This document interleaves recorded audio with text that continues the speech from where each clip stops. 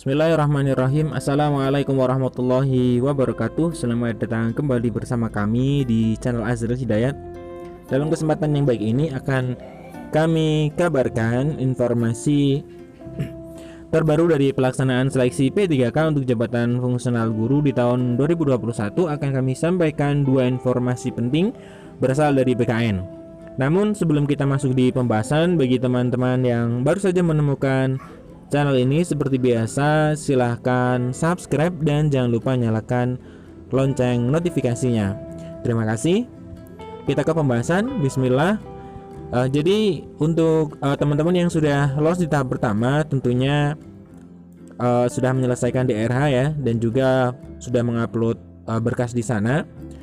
Kemudian tentunya penetapan NIP ya. Jadi NIP atau NI untuk P3K itu sedang diproses oleh BKN, sehingga nanti ketika NI itu sudah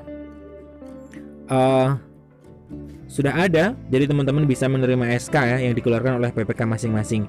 Nah, untuk guru-guru yang ingin melakukan pendaftaran atau memilih formasi kembali di tahap yang ketiga, tentunya teman-teman juga masih menunggu ya untuk jadwal pastinya kapan untuk dibukanya P3K untuk tahap yang ketiga. Nah, untuk yang informasi yang pertama kami sampaikan berkaitan dengan penetapan NIP P3K guru di tahap yang pertama. Jadi ini dari BKN mengumumkan atau memberikan informasi bahwa penetapan NI terkesan lambat. Nah, ini sebabnya. Ini ada yang akan dikupas dalam berita ini ya. Oke, saya bacakan. Jadwal pengisian DRH atau daftar riwayat hidup di akun SSC ASN untuk calon P3K guru sudah berakhir 10 Januari. Nah, saat ini para calon pegawai pemerintah dengan perjanjian kerja bertanya kapan mereka mengantongi NIP P3K, SK pengangkatan, dan kapan mereka resmi digaji. Tentunya ketika sudah menerima SK, maka kemudian teman-teman ini bisa langsung digaji ya. Deputi Bidang Sistem Informasi Kepegawaian BKN Suharmen, Bapak Suharmen, memberikan penjelasan untuk penetapan NIP P3K guru tahap 1 dihitung sejak BKN menerima usulan dari pejabat pembina kepegawaian. Begitu usulan diterima, BKN kemudian memproses maksimal 25 hari kerja. Kalau semua administrasi termasuk kontrak kerja lengkap, prosesnya lebih cepat, kata Deputi Suharmen kepada jpnn.com. Nah, jadi lama tidaknya pengusulan NIP itu keluar itu tergantung dari pejabat PPK ya, yang mengusulkan NIP kepada BKN. Kemudian juga tergantung dari dokumen ya, dokumen yang dipersyaratkan itu sudah lengkap atau tidak ada yang direvisi seperti itu ya. Nah, kemudian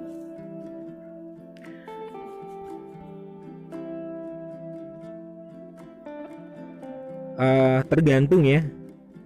Jika usulannya bermasalah dari PPK atau kurang lengkap, maka akan diberikan tanda untuk diperbaiki kembali.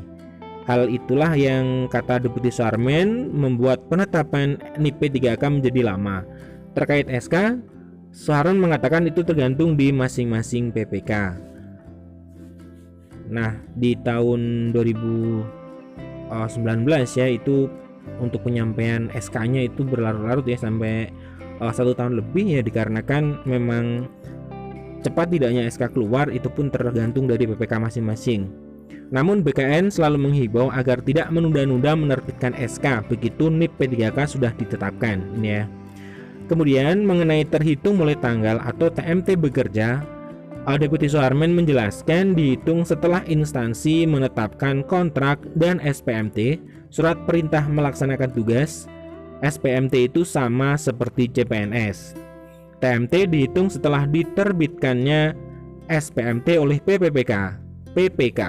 Apabila PPK sudah menggunakan sistem IT, tentu bisa cepat. Sebaliknya, bila prosesnya manual, tentu akan lama karena diketik satu persatu terangnya. Dia juga mengingatkan para PPK soal batas waktu usulan penetapan NIP P3K ke BKN maksimal 31 Januari 2022. Cepat lambatnya proses penetapan NIP P3K guru tahap 1 tergantung dari keseriusan calon PPPK dan PPK. Jadi keseriusan teman-teman yang sudah lolos ya, kemudian juga dari PPK itu bupati, wali kota ataupun gubernur ya. Nah, prinsipnya lebih cepat lebih baik. Kalau bisa cepat, kenapa harus dibuat lama? Pungkas Deputi Suharmen. Nah, jadi di sini untuk tenggat waktunya ya, batas akhir pengusulan NIP P3K adalah tanggal 31 Januari. Berarti akhir Februari bisa dipastikan semuanya ya, semua sudah berhasil, NIP-nya sudah berhasil ditetapkan oleh BKN Februari ya. Nah, ketika gerakan cepat ya oleh PPK menerbitkan SK Maret ya, Maret berarti teman-teman sudah bisa menikmati tanda kutip ya untuk gaji pertama di menjadi P3K. Nah, ini adalah informasi yang pertama. Jadi teman-teman terus pantau ya BKD masing-masing atau BKPP ya yang mengurus kepegawaian. Tentunya nanti akan selalu ada informasi ya harusnya tentang penetapan NIP P3K ini.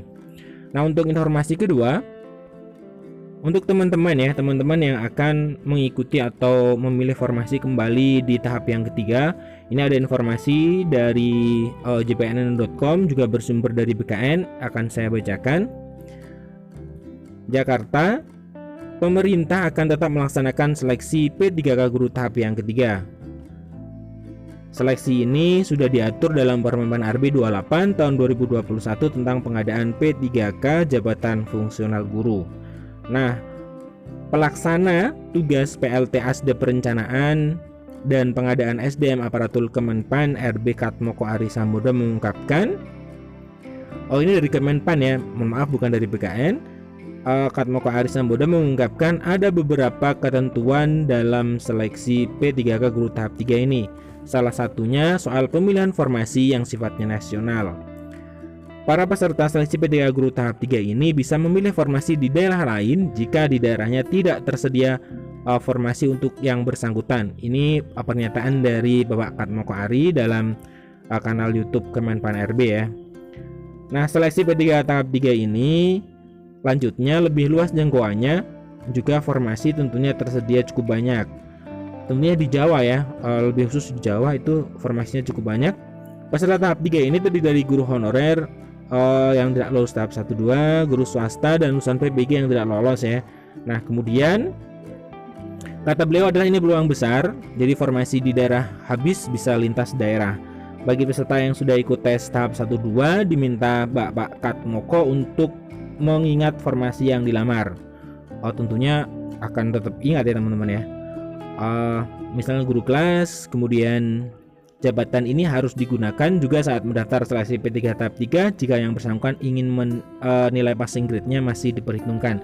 Ya, jadi jabatan yang nilainya yang bisa digunakan tahap 1 tahap 2 tentunya yang jabatan yang sama di tahap yang ketiga ya. Nah, sebaliknya bila ingin pindah formasi, nilai passing grade sebelumnya hangus atau tidak bisa digunakan.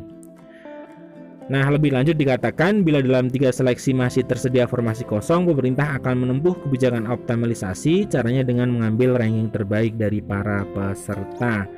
Ya, ini sebagai pertimbangan ya bagi teman-teman yang memang di daerahnya itu sudah kosong formasinya untuk jabatan yang teman-teman lamar. Tahap 1, tahap 2 teman-teman sudah bisa mencapai passing grade, tapi kemudian tidak ada formasinya. Nah, teman-teman bisa menggunakan opsi ini untuk melamar di daerah lain. Nah, sekian informasi dari kami, semoga ini bermanfaat. Kami akhiri, assalamualaikum warahmatullahi wabarakatuh.